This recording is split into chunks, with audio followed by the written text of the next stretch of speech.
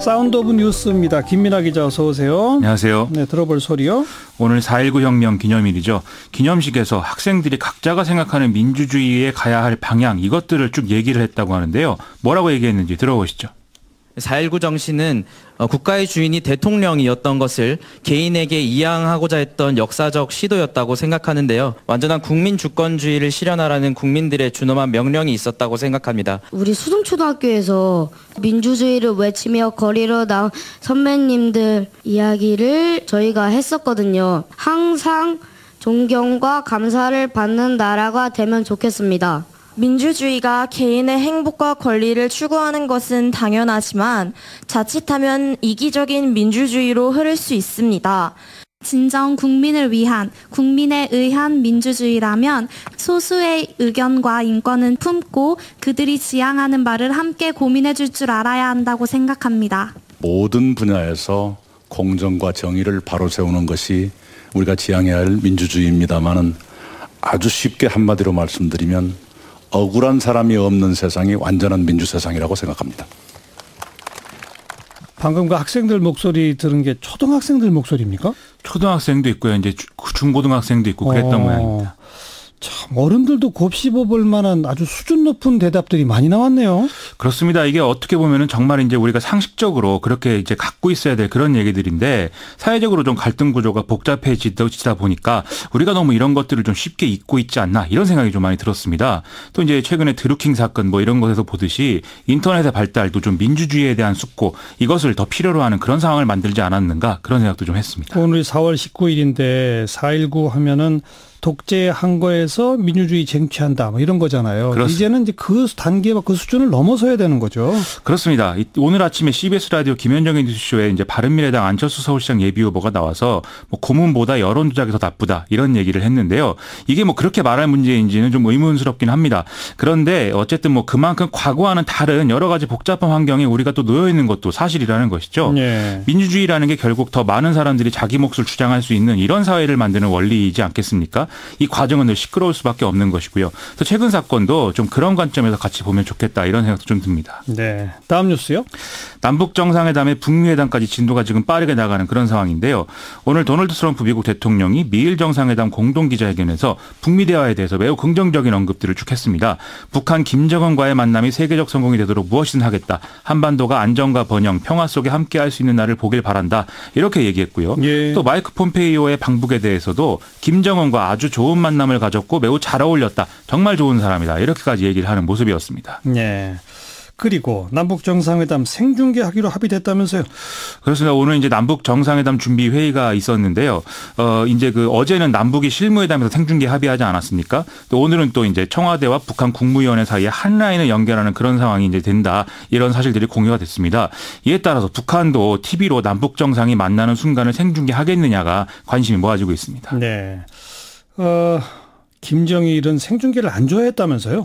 이게 이 김정일의 경우에는 자기가 나오는 이제 모든 방송을 녹화 중계하도록 그렇게 했다고 하거든요. 예. 하지만 김정은은 북한 내 주요 행사를 지금까지 좀 생중계하도록 해왔다고 합니다. 예. 그래서 전문가들은 이게 김정은이 뭔가 북한을 정상국가화하고 싶다는 그런 생각을 보여주고 있는 것이다. 그래서 이번 남북 정상회담도 생중계할 가능성이 좀 높지 않겠느냐 이렇게들 보는 모양입니다. 그래요. 자, 근데 북한이 미국이 받아들일 수 없는 요구를 해서 판이 깨질 수 있다. 이런 걱정을 우리 사회 일각에서 계속 하고 있잖아요. 이와 관련해서 오늘 청와대에서 문재인 대통령과 이제 47개 언론사 사장단과의 오찬 간담회가 있었는데 여기서 대통령이 북핵 문제 관련 발언을 한 것을 좀 봐야 될 것 같습니다.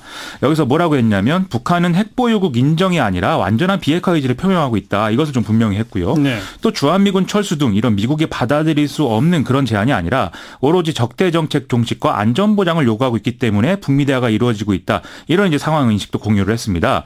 따라서 전체적으로 이제 비핵화 이런 것에 대해서는 원론적 합의가 어렵지 않은 상황이긴 한데 문제는 이제 이후 합의 이행 과정에서 좀 생길 수 있는 것은 사실이다. 이런 우려를 또 얘기한다는 것이죠. 예. 문재인 대통령이 디테일의 악마를 넘어서는 것이 과제이다. 이렇게 얘기를 했다고 하는데 이게 정말 그런 상황인 것 같습니다. 원론적 합의에는 다들 뜻을 같이 하는데 속 생각들이 다를 수도 있다 이거로군요. 그렇습니다.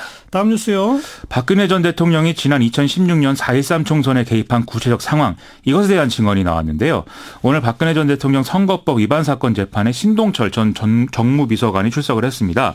2016년 당시에 유승민 전 의원의 지역구에 대항마를 내세워라, 이런 지시를 박근혜 전 대통령이 직접 했다고 그렇게 증언을 했고요. 네. 이에 따라서 청와대 정무수석실이 이재만 전 대구 동구청장을 후보로 내세우는 작업들을 했다, 이런 얘기였습니다. 유승민 전 의원에 대한 미운털이 정말 강하게 박혔던 모양이네요. 이때 기억하실 건데 뭐 배신의 정치 이래가지고 예. 박근혜 전 대통령이 직접적으로 좀 어떤 적대감을 표출하는 그런 상황들이 쭉 있었죠. 그런 대통령의 지시를 당에서 직접 이행한 사람은 누군 거예요, 그러면? 공천은 당이 하는 거 아니겠습니까? 이 당시 공천관리위원장이 이한구 전 의원이었는데요. 신동철 전 비서관은 오늘 공천관리위원장을 이한구 전 의원으로 하는 건 역시 박근혜 전 대통령의 지시에 따라 이루어졌다, 이렇게 증언했습니다. 예. 2016년 초에 현기환 전 정무수석과 최경환, 윤상현 의원 등이 모여서 이에 대해서 합의를 했다는 건데요. 이 과정에서 최경환 의원이 이한구 전 의원은 고집이 세서 말을 잘 안 듣는다, 이렇게 얘기했는데 현기환 수석이 이미 정해진 일이다, 내가 직접 이한구 전 의원에게 연락하겠다, 이렇게 얘기를 했다는 것입니다. 그리고 청와대가 이한구 공천관리위원장을 통해서 개입했다 이거죠? 그렇습니다. 선거구별 예비후보자 현황, 그리고 청와대가 지지하는 후보, 이런 자료들을 이제 줘야 또 판단할 수 있는 것이니까요.